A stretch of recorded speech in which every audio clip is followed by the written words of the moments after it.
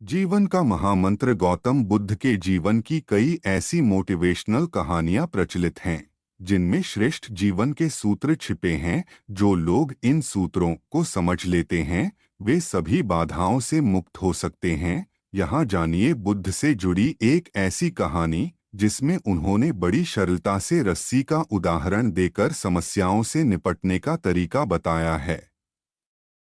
कहानी के अनुसार बुद्ध रोज अपने शिष्यों को उपदेश देते थे।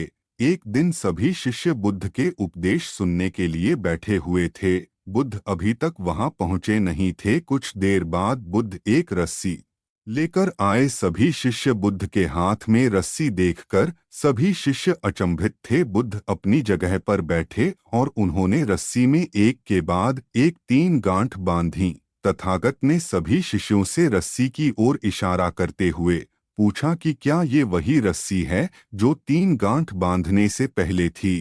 एक शिष्य ने कहा कि तथागत ये हमारे नजरिए पर निर्भर करता है, गांठें लगने के बाद भी ये वही रस्सी है। दूसरा शिष्य बोला कि अब इस रस्सी में 3 गांठें लग गई हैं, इस वजह से रस्सी बदल गई है। अन्य शिष्यों ने कहा कि रस्सी वही है लेकिन गांठों की वजह से इसका स्वरूप बदला है, लेकिन इसका मूल स्वरूप वही है। बुद्ध ने सभी की बातें ध्यान से सुनी और कहा कि आप सभी की बातें सही हैं। बुद्ध गांठें खोलने के लिए रस्सी के दोनों सिरों को खींचने को कहते हैं।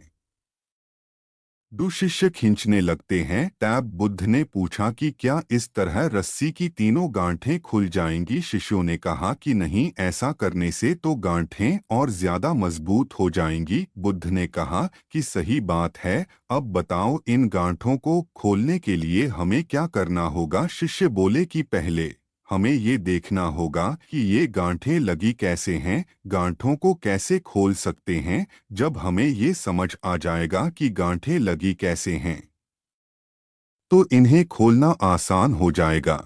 बुद्ध शिष्यों की बात से खुश थे। उन्होंने कहा कि ठीक इसी तरह हमें समस्याओं के लिए भी सोचना चाहिए। परेशानियों का कारण जाने बिना उन्हें सुलझाने की कोशिश में बात और ज्यादा बिगड़ सकती है। इसीलिए पहले समस्याओं की वजह को समझें और फिर उन्हें हल करने की कोशिश करेंगे तो हमारी समस्याएं जल्दी सुलझ सकती हैं। दोस्तों, जीवन में चाहे जितनी बड़ी परेशानी क्यों ना आ गए हो, उषा का हौल जरूर होगा। विचार करो, हाल करो। मेरी कहानी पसंद आई हो तो लाइक एंड सब्सक्राइब।